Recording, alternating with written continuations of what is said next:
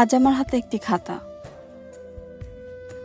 আমি জানি তুমি হয়তো কখনো এটি পড়বে না, কিন্তু লিখতে বসেছি কারণ বুকের ভেতরে জমে থাকা যন্ত্রণা আর লুকোনো ভালোবাসা সহ্য করতে পারছি না। প্রতিটি শব্দ হলো আমার হৃদয়ের নিঃশ্বাস। মনে আছে আমাদের বিয়ের প্রথম দিনগুলোর কথা? তুমি যখন আমাকে প্রথম তোমার ঘরে এনেছিলে, আমি ভেবেছিলাম আমার পৃথিবীটা পূর্ণ হয়ে গেছে। প্রতিটি সকাল শুরু হতো তোমার নাম দিয়ে, প্রতিটি রাত শেষ হতো তোমার মুখের দিকে তাকিয়ে। আমি বুঝতে পেরেছিলাম এটাই হয়তো সুখ, আর আশা করতাম এই সুখ অনন্তকাল ধরে চলবে। প্রথম কিছুদিন তুমি যে যত্ন নিতে, আমি মনে মনে কল্পনা করতাম এটাই হয়তো সংসার।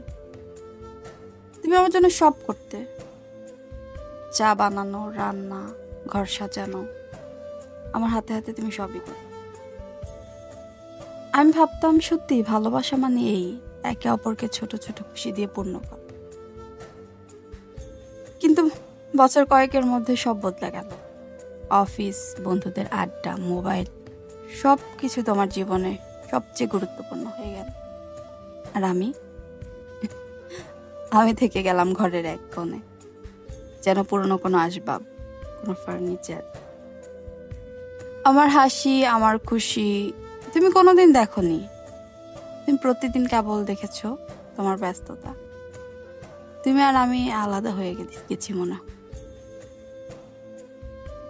আচ্ছা, আমি তো কখনো দামি জিনিস, বড় বাড়ি, বিলাসিতা,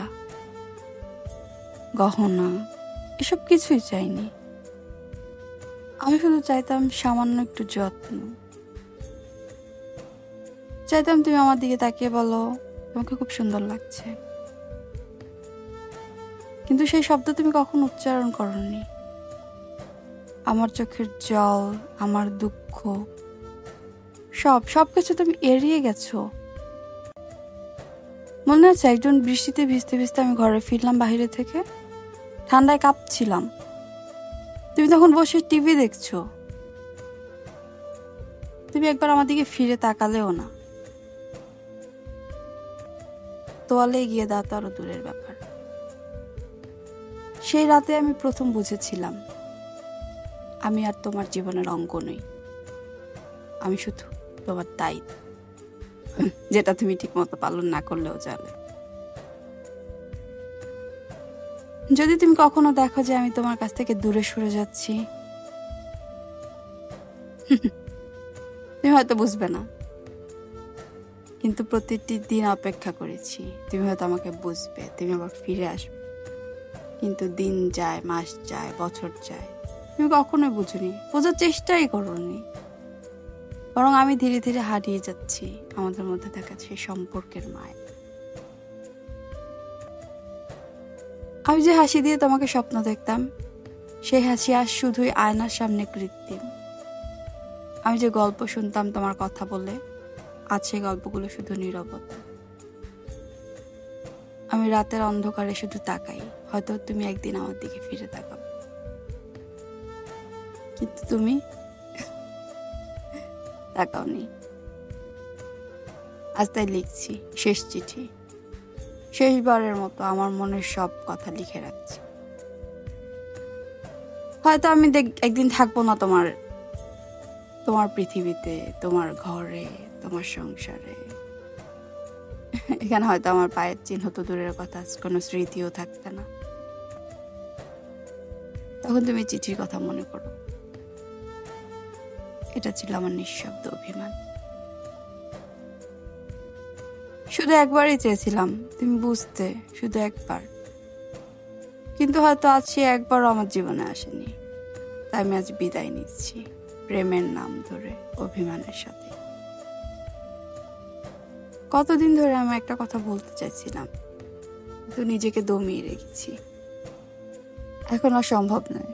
তুমি হয়তো বুঝতেই পারো না আমি প্রতিদিন কেমন ভেঙে যাচ্ছি। মনে আছে আমাদের প্রথম গ্রীষ্মকাল, আমরা হাত ধরে বাজারে ঘুরেছিলাম, একসাথে খাবার কিনেছি, ছোট ছোট হাসি, ছোট ছোট খুশি, এটাই ছিল আমাদের সংসার। তখন আমি বিশ্বাস করতাম ভালোবাসা মানে একে অপরকে ছোট খুশি দিয়ে পূর্ণ করা। কিন্তু সেই সময় আর নেই। তুমি এখন ব্যস্ত আর আমি একা।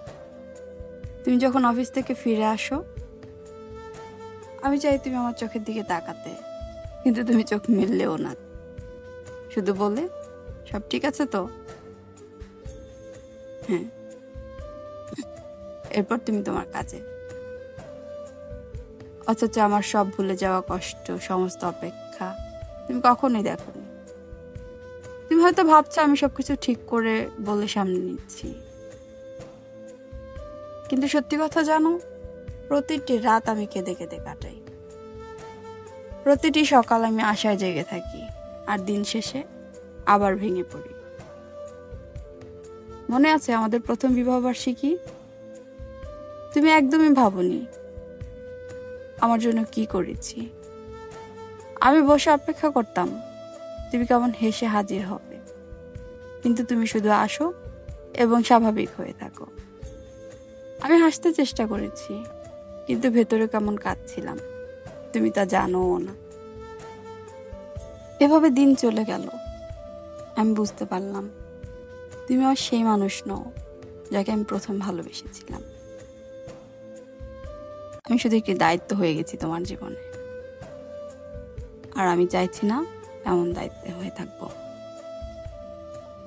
তাই আজ লিখছি সমস্ত অভিমান, সমস্ত অনুভূতি, সমস্ত কষ্ট সবই একই পাতায় তুলে রাখবে। হয়তো তুমি পড়বে, হয়তো পড়বে না, আর পড়লেও হয়তো বুঝতেও পারবে না আমার আবেগ, আমার অনুভূতি। কিন্তু আমি অন্তত নিজের মন খুলে বলতে তো পারছি।